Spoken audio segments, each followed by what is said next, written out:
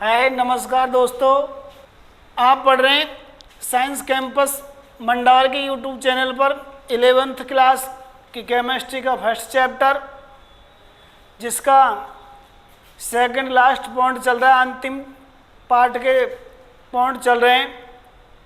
आज आप पढ़ेंगे विलयनों में रासायनिक अभिक्रिया। देखिए, रसायन विज्ञान में जितनी भी अधिकांश अभिक्रियाएं होती हैं, प्रयोगशाला में अभिक्रियाएं कराई जाती हैं, उनमें अधिकांश मुख्यतः विलयनों में होती हैं। तो विलयनों में जब अभिक्रियाएं होती हैं तो विलयनों के लिए जो इकाइयां काम में ली जाती हैं वो भिन्न भिन्न प्रकार की इकाइयां होती हैं। तो विलयनों में जो मात्रक काम में लिए जाते हैं वो मुख्यतः दो श्रेणियों में बांटे जाते हैं। विलयनों में मात्रक मुख्यतः दो श्रेणियों में बांटे जाते हैं। नंबर एक होते हैं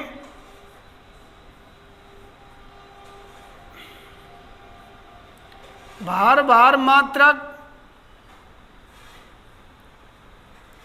W/W, और दूसरे होते हैं भार आयतन मात्रक। ये होते हैं W/वॉल्यूम।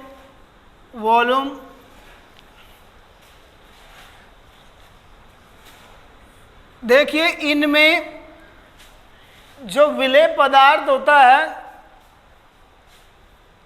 वो ग्राम में होता है, और जिसमें इसे घोला जाता है विलायक में वो भी ग्राम में लेते हैं, यानी विलयन को भी ग्राम में लेंगे हम, विलायक।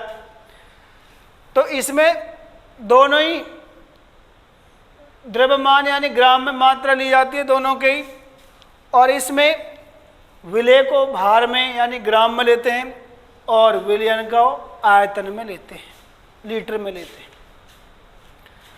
इसमें मुख्यतः ये 4-5 राशियां हैं, जिनमें पहला है भार प्रतिशत, या जिसे हम द्रव्यमान प्रतिशत भी कहते हैं। एक एक के बारे में डिटेल में पढ़ेंगे। दूसरी है मोल भिन्न, या इसे मोल अंश भी कहते हैं, या इसे मोल प्रभाज भी कहते हैं। तीसरी जो है वो पढ़ेंगे मोललता।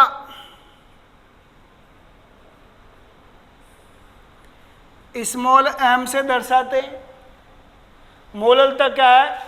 किसी 1 किलोग्राम या 1000 ग्राम विलायक में घुले हुए विलेय के ग्राम मोलों की संख्या, उसकी मोललता कहलाती है। इसी में आता ppm, यानी कि पार्ट्स पर मिलियन, और एक और राशि आती है इसमें, वो है ppb, यानी कि पार्ट्स पर बिलियन। ये मुख्यतः भार मात्रक हैं। भार आयतन मात्रक जिनमें विलेय को ग्राम में लेंगे, लेकिन विलायक विलयन को हम लीटर में लेते हैं। इनमें कई राशियां आती हैं, जैसे मोलरता,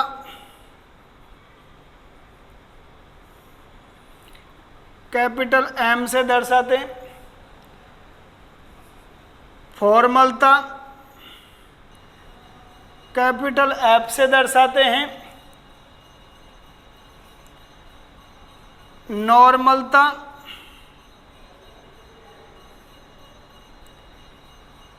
कैपिटल N से दर्शाते हैं, और ग्राम तुल्यांकी द्रव्यमान। ये सभी जो मात्रक हैं ये भार आयतन मात्रक की श्रेणी में आते हैं। विलयनों में ये सभी मात्रक काम में आते हैं।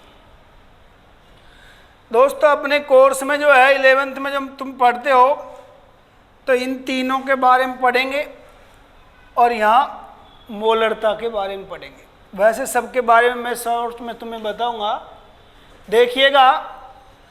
अब हम एक एक के बारे में पढ़ रहे हैं, तो इन मात्रकों के बारे में पढ़ने से पहले मैं बता देता हूं कि हमें 4 चीज़ों के बारे में जानना जरूरी है। विलेय क्या होता है? विलेय होता है वे पदार्थ जो विलयन में कम मात्रा में घुले होते हैं। वे पदार्थ जो विलयन में कम मात्रा में होते हैं विलेय कहलाते हैं, और वे पदार्थ जो विलयन में अधिक मात्रा में होते हैं वे विलायक होते हैं। और इन दोनों के समांगी मिश्रण को विलयन कहते हैं। और एक बात, विलेयता या घुलनशीलता, देखिए विलेय पदार्थ की वह मात्रा जो एक निश्चित ताप पर एक निश्चित आयतन वाले विलयन में घुली हुई होती है, उसे उस विलयन की विलेयता कहते हैं या घुलनशीलता कहते हैं। Solubility of solution. विलेय पदार्थ की वह मात्रा जो एक निश्चित ताप पर एक निश्चित आयतन वाले विलयन में घुली हुई होती है, उस विलयन की विलेयता कहलाती है, उसे घुलनशीलता भी कहते हैं। Solubility of solution. देखिए विलेय वो पदार्थ होते हैं जो विलयन में कम मात्रा में होते हैं। जैसे अपन नींबू पानी बनाते हैं, नींबू पानी में नींबू का जो रस है वो कम मात्रा में होता है, लेकिन पानी है वो अधिक मात्रा में होता है, और जो नींबू पानी बना है वो विलयन है। देखिए नींबू प्लस पानी इज इक्वल टू नींबू पानी। अब नींबू से मतलब यहाँ नींबू को नहीं खोला गया है, लेकिन नींबू का रस है। तो ये जो नींबू है ये कम मात्रा में है तो ये विलेय हो गया, पानी है ये अधिक मात्रा में ये विलायक हो गया, और इन दोनों का मिश्रण जो है वो नींबू पानी बना है, वो क्या हो जाता है? विलयन। इस प्रकार से विलेय तथा विलायक के समांगी मिश्रण को विलयन कहते हैं, और विलेय पदार्थ की वह मात्रा जो एक निश्चित ताप पर एक निश्चित आयतन वाले विलयन में घुली हुई होती है, वह उस विलयन की विलेयता या घुलनशीलता कहलाती है। विलेयता है इस पर ताप का प्रभाव पड़ता है। ताप बढ़ाने पर विलेयता बढ़ती है और ताप घटाने पर विलेयता। अब हम एक एक मात्रकों के बारे में पढ़ेंगे। विलयनों के लिए जो मात्रक काम में आते हैं उनमें सबसे फर्स्ट पढ़ेंगे हम भार प्रतिशत या द्रव्यमान प्रतिशत। ठीक है दोस्तों, देखिएगा हम पढ़ रहे हैं वेट परसेंट या मास परसेंट। मास परसेंटेज कह दो, वेट परसेंटेज कह दो। यहाँ पढ़ रहे हैं आप भार प्रतिशत। जो आपने प्रतिशत संगठन पढ़ा है उसी की भांति भार प्रतिशत या द्रव्यमान प्रतिशत पढ़ रहे हैं आप। देखिए यहाँ आप पढ़ेंगे एक विलयन है और मान के चलो वो 100 ग्राम विलयन है। एक विलयन है 100 ग्राम है, उसमें विलेय कितनी मात्रा में घुला है, विलायक कितनी मात्रा में घुला है, वह उस विलयन की भार प्रतिशत कहलाता है। देखिए विलेय की प्रतिशत मात्रा बराबर विलेय की ग्राम्य मात्रा बटे विलेय प्लस विलायक की ग्राम्य मात्रा इंटू 100, ये जो होता है वो विलेय की प्रतिशत मात्रा होती है, विलेय का भार प्रतिशत होता है। इसी प्रकार विलायक की प्रतिशत मात्रा यदि निकालेंगे तो विलायक की ग्राम्य मात्रा बटे विलेय प्लस विलायक की ग्राम्य मात्रा, ये दोनों जो फॉर्मूलाज हैं ये विलेय की प्रतिशत मात्रा और विलायक की प्रतिशत मात्रा ज्ञात करने के हैं। हम भार प्रतिशत या द्रव्यमान प्रतिशत कहते हैं।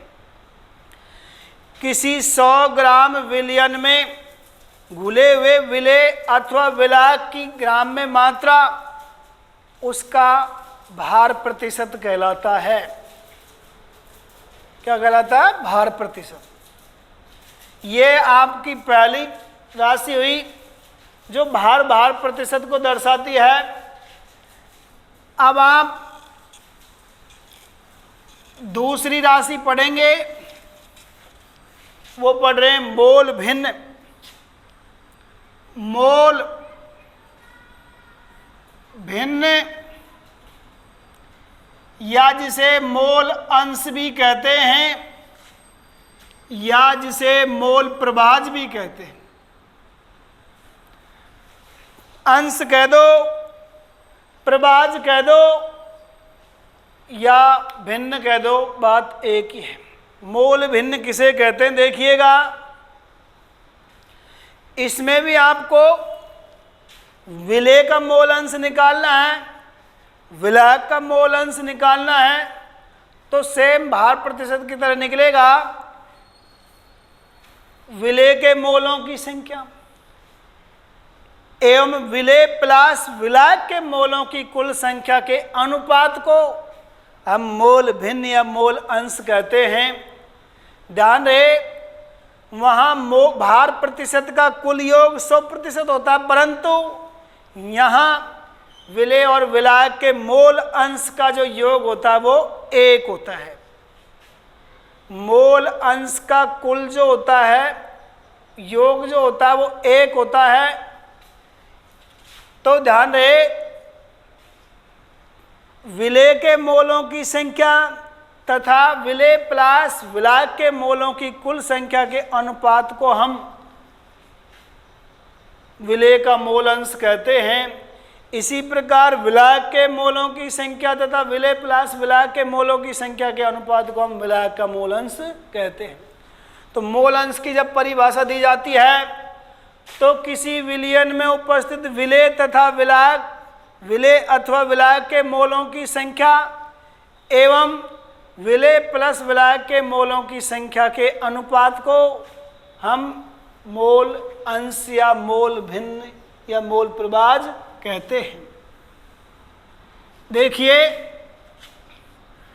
विलेय का मोल अंश बराबर होता है विलेय के मोलों की संख्या बटे विलेय प्लस विलायक के मोल। कुल मोल कह दो, बात एक ही है। तो विलेय का मोल अंश निकालना है तो विलेय के मोलों की संख्या बटे विलेय प्लस विलायक के मोलों की संख्या। इस मोल अंश को हम x1 कह दो या xa कह दो। विलेय का मोल अंश xa या x1 निकालते हैं, चाहे इसको x1 से भी व्यक्त करते, बराबर विलेय के मोल Na या N1 कह दो बटे विलेय के मोल प्लस विलायक के मोल N1 N2 कह दो या Na Nb कह दो। इसी प्रकार हम विलायक का मोल अंश निकालते हैं। विलायक का मोल अंश, ध्यान रहे, विलायक का मोल अंश होता है विलायक के मोल बटे विलेय प्लस विलायक के कुल मोल। यहाँ विलायक का मोल अंश हो जाएगा x2 कह दो या xb कह दो बराबर NB बटे NA प्लस NB। यहाँ N2 बटे N1 प्लस N2 भी हो सकता है। तो ये मोल भिन्न या मोल अंश है। एक एक के उदाहरण न्यूमेरिकल हम पढ़ेंगे वो बाद में, लेकिन पहले अपन इनके डेरिवेशन थ्योरी पढ़ते हैं, उसके बाद में न्यूमेरिकल्स देखेंगे। मोल भिन्न या मोल अंश देखिएगा फिर से, किसी विलयन में विलेय अथवा विलायक के मोलों की संख्या तथा विलेय प्लस विलायक के मोलों की संख्या के या कुल संख्या के अनुपात को मोल भिन्न या मोल अंश या मोल प्रभाज कहते हैं। विलेय का मोल अंश बराबर होता है विलेय के मोलों की संख्या बटे विलेय प्लस विलायक के मोलों की कुल संख्या। इसी प्रकार विलायक का मोल अंश होता है विलायक का मोलों की संख्या बटे विलेय प्लस विलायक के मोलों की संख्या का अनुपात। ओके, देखिए मोल अंश का या मोल भिन्न का हम उदाहरण ले लेते हैं और समझते हैं। अब हमें एक रिएक्शन दे दी जाए एग्जाम्पल के लिए कि N2 plus 3H2 is equal to 2NH3 अभिक्रिया की मोल भिन्न ज्ञात कीजिए। ये कोई रिएक्शन है और इसकी हमें मोल भिन्न ज्ञात करा रहा है वो। देखिए हल में मोल भिन्न ज्ञात करते समय ध्यान रहे हमें विलेय के मोलों की संख्या ज्ञात होनी चाहिए और विलायक के मोलों की संख्या ज्ञात होनी चाहिए। यदि नहीं होते हमारे पास ये उपलब्ध तो इन्हें ज्ञात किया जाता है। फिलहाल हल में हम देख रहे हैं N2 plus 3H2 reactive mark 2NH3 ये हमें दे रखा है। यहाँ इसका एक मोल है नाइट्रोजन का, हाइड्रोजन के 3 मोल हैं। ये है विलेय और यह है विलायक। ध्यान रहे यहाँ विलेय के मोल हो गए 1, विलायक के मोल हो गए 3 और कुल दोनों का मोल जो हो गया 1 प्लस 3 बराबर 4 हो गया। ठीक है दोस्तों, अतः N2 का मोल की मोल भिन्न देखिए, N2 की मोल भिन्न बराबर N2 के मोल बटे N2 प्लस H2 के मोल। तो इसकी मोल भिन्न x n बराबर हो जाएगी या N2 कर दो बराबर हो जाएगी। इसके मोल हैं 1 बटे 1 प्लस 3 बराबर 1 बटे 4 बराबर 0.25। मोल अंश का मात्रक नहीं होता, इकाई नहीं होती, क्योंकि यह दो समान राशियों का अनुपात है। ऊपर भी मोल नीचे भी मोल, इसलिए दो समान राशियों का अनुपात होने के कारण इसका कोई मात्रक नहीं होता है। इसी प्रकार अपन निकाल रहे हैं H2 यानी कि हाइड्रोजन की मोल भिन्न। हाइड्रोजन की मोल भिन्न बराबर इसी की भांति H2 के मोल बटे N2 प्लस H2 के मोल,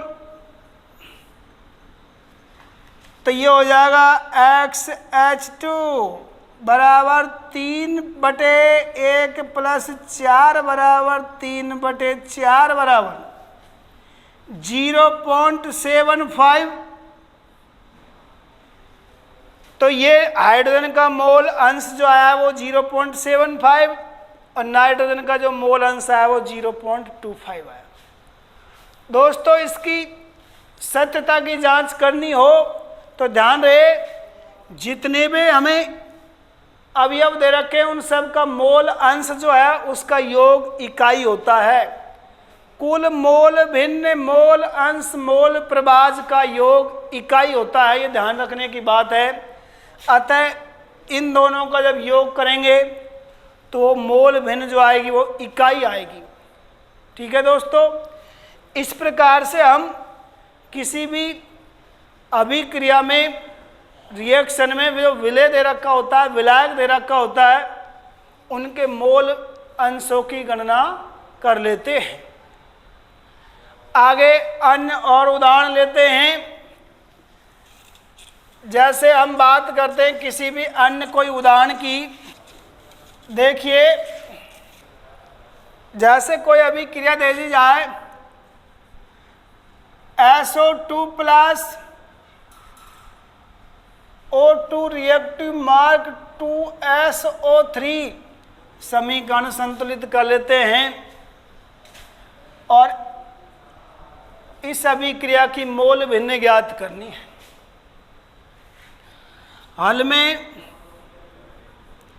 सबसे पहले रिएक्शन लिखेंगे, यदि समीकरण संतुलित नहीं है तो संतुलित करेंगे, परंतु यहाँ संतुलित है।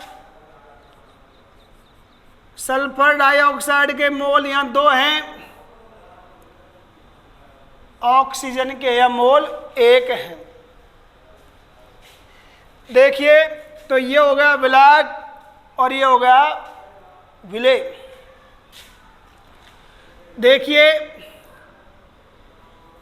जो अधिक मात्रा में उपलब्ध है वो विलेय है, वो विलायक है, और जो कम में उपलब्ध है वो विलेय है। तो यहाँ अपन देखते हैं SO2 का मोल अंश बराबर हो जाएगा SO2 के मोल बटे SO2 प्लस O2 के, तो ये हो जाएगा X SO2 बराबर SO2 के मोल 2 2 प्लस 1 2/3 6.6 0.67 सॉरी 0.67। इसी प्रकार O2 का मोल अंश निकालेंगे। O2 का मोल अंश, इसमें O2 के मोल बटे SO2 प्लस O2 के कुल मोल। देखिए यहाँ XO2 हो जाएगा ये मोल अंश ऑफ ऑक्सीजन, तो ये हो जाएगा O2 के मोल यहाँ हमको 1 दे रखे हैं बटे 2 प्लस 1 बराबर 1/3, तो 0.33 दोनों का योग इकाई होगा। तो मोल अंश का जो योग होता है वो इकाई होता है। अन्य जो राशि पढ़ेंगे वो आपको ध्यान है, मोललता जो बड़ा इम्पोर्टेंट है, लेकिन वो आप पढ़ेंगे नेक्स्ट वीडियो में। तब तक के लिए आप इस हमारे चैनल को सब्सक्राइब करें, लाइक करें, शेयर करें,